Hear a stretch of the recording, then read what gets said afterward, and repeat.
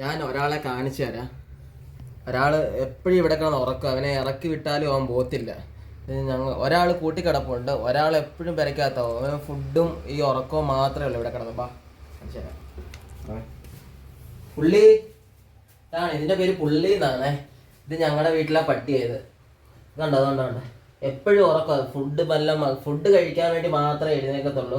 Full time ഇവിടെ കിടന്ന് ഉറക്കുക.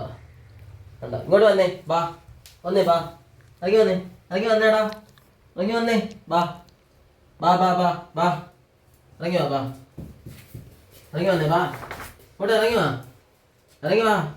ഭയങ്കര പേടിയാ. വേറെ ആൾക്കാർ വല്ല ഉപദ്രവിക്കുമെന്ന് കരുതിയിട്ട് ഭയങ്കര പേടിയാ. വേറെ പട്ടിയൊക്കെ ഉപദ്രവിക്കുമെന്ന് കരുതിയിട്ട് ഭയങ്കര പേടിയാ.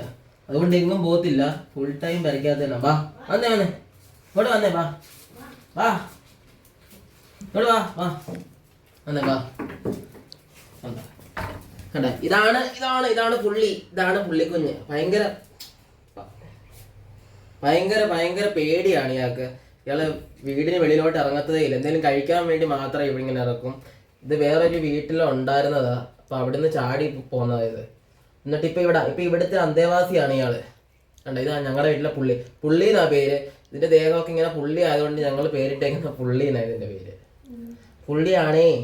പുള്ളി നോക്കി, പുള്ളി കണ്ട.